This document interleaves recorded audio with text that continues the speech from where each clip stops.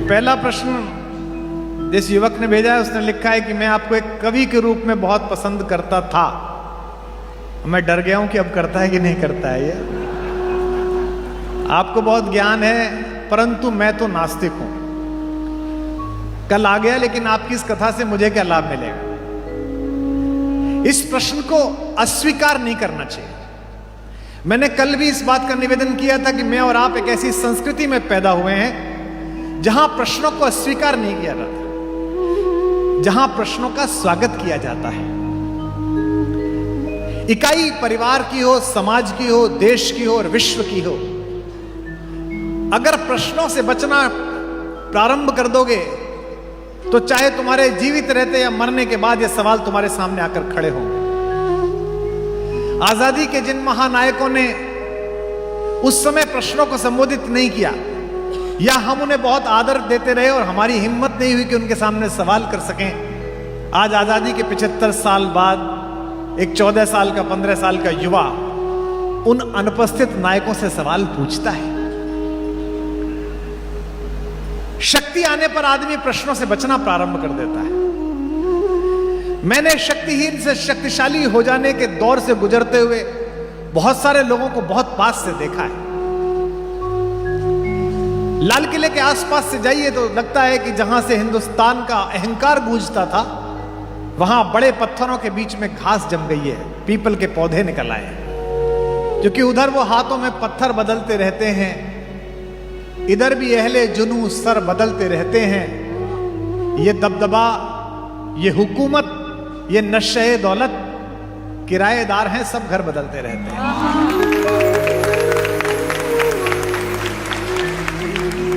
भगवान श्री कृष्ण के परिजनों को लेकर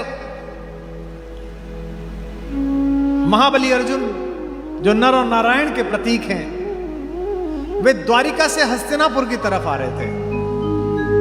मैं जहां रहता हूं, जहां मेरा खेत है, मैं गांव में रहता हूं, गाय पालता हूं, पोखर है, मछलियां हैं उसमें, खेत में दुनिया भर की चीजें हैं, सांप भी हैं। एक दिन मैं घूम रहा था, मैंने एक सांप का फोटो खींच के डाल दिया तो दिल्ली के एक पत्रकार ने पूछा ट्विटर पर कि आपके खेत में सांप भी है। मैंने कहा नहीं, सांप के खेत में मैं हूं, क्योंकि ये तो महाभारत काल से यहीं रह रहा था, मैं तो अभी आया हूं। मुझसे पहले ये खेत किसी और के पास था। मेरे जाने के कुछ वर्षों बाद, न जाने कितने वर्षों के बाद ये कोई घूमने का स्मारक बनेगा, इसे मेरे परिजन बेच देंगे, मुझे नहीं पता। और मैं इस भ्रम में हूं भी नहीं कि इस प्रकृति की किसी भी चीज का मैं मालिक हूं। मुझे मेरे राम सिखा कर गए कि मैं केवल संरक्षक हूं, कस्टोडियन हूं, केवल कुछ समय के लिए कस्टडी लेने के लिए आया। तो अर्जुन वहां से गुजर रहे थे। राजस्थान के मध्य मार्ग में भीलों की एक बड़ी बस्ती पड़ी। वे अर्जुन को पहचानते नहीं थे। उन्होंने भगवान श्री कृष्ण के परिजनों में से कुछ गोपिकाएं छुड़ा ली, उनसे सामान लूट कर ले गए। लोक कवि ने लिखा, भीलन लूटी गोपिका वही अर्जुन वही बाण। और ये अर्जुन कौन था? पिता में भीष्म को शरशैया पर जब प्यास लगी तो उनके अवचेतन मन की मूर्छा से एक शब्द निकला, जल। जल कहते ही सुयोधन, दुर्योधन ने अपने अनुचरों को आदेश दिया, अंदर से रत्नों से जड़ा हुआ एक सोने का कलश आया। कहा पिता में जल। पिता में ने आंख नहीं खोली। फिर मुंह से निकला जल। इस बार अन्य सेवक जल लेकर पहुंचे, पिता में ने आंख नहीं खोली। फिर उन्होंने कहा अर्जुन को बुलाओ। अर्जुन के सामने कहा गया कि दादा को, तात को प्यास लगी है। अर्जुन ने अपना गांडीव उतारा, एक तीर पृथ्वी पर दिया। जो वाटर लेवल था वहां तक तीर गया और नीचे से पृथ्वी की एक धारा निकलकर पितामह के होठों तक पहुंची। आज की तिथि में भी ब्रज प्रदेश में कुरुक्षेत्र के पास से निकलने वाली उस नदी को बाण गंगा कहते हैं। आज भी आप जाकर वहां देख सकते हैं।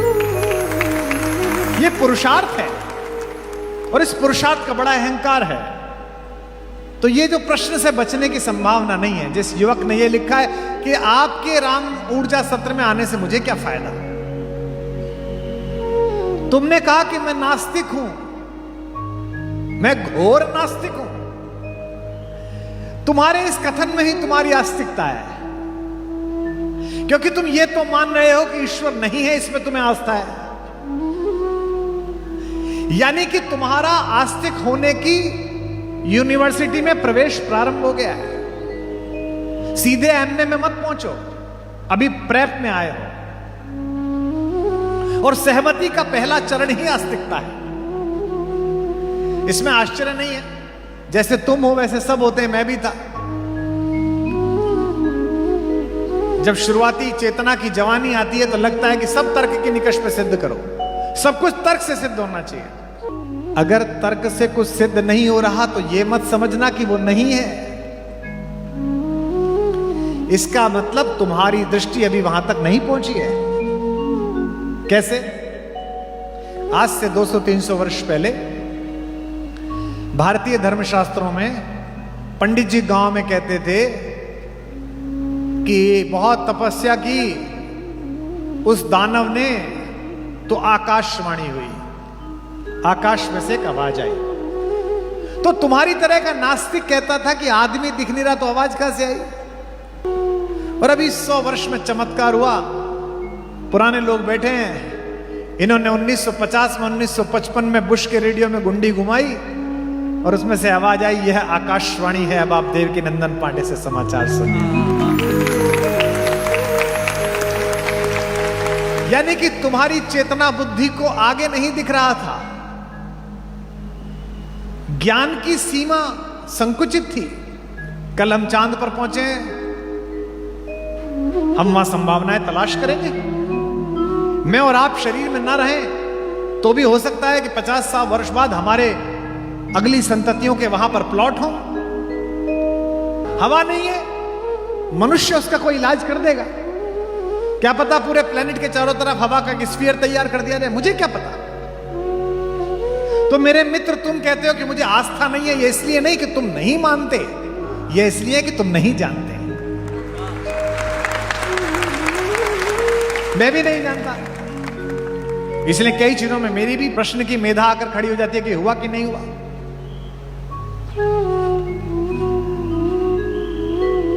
आज से 150 वर्ष पहले तुम्हारे गांव का पंडित, मेरे गांव का पंडित कथा में कहता था कि भगवान राम ने तीर मारा रावण को, पृथ्वी पर वो गिरा, हे राम कहता हुआ, और उसके पतन के बाद ही आकाश में देवता प्रकट हुए और सब देवता बादलों के बीच से भगवान के ऊपर पुष्प वर्षा करने लगे।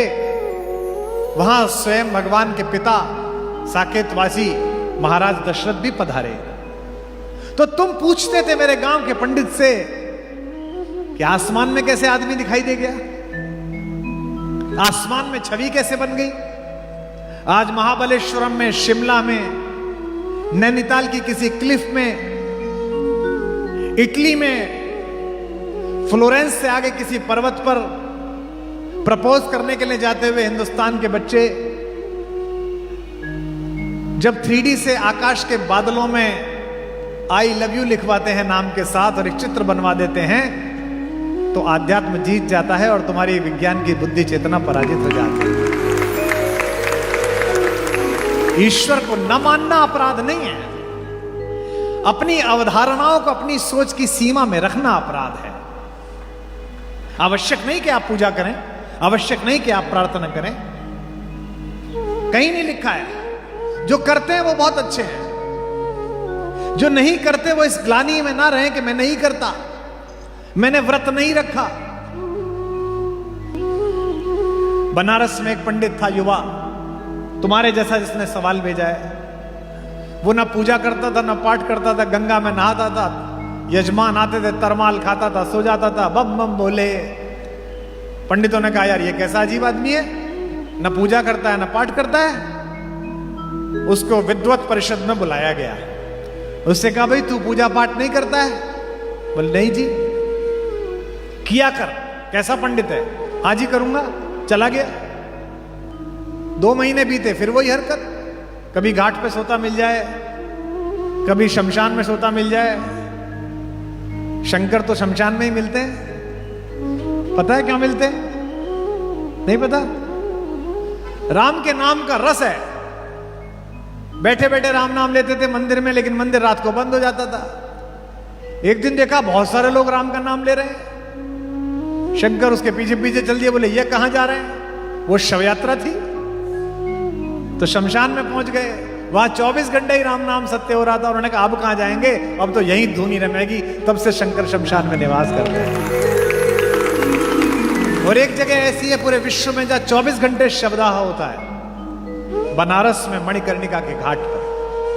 वहां भगवान का वास माना जाता है कि शंकर वहां सिद्ध हैं। तो पंडित जाके शमशान में सो जाए। 2-3 महीने बाद फिर बुलाया, फिर पेशी हुई, फिर नहीं माना। अब उसे काशी से निकालने का फरमान हो गया कि भाई काशी में तो ऐसे नहीं रह सकते। काशी पहले से ये करती रही है।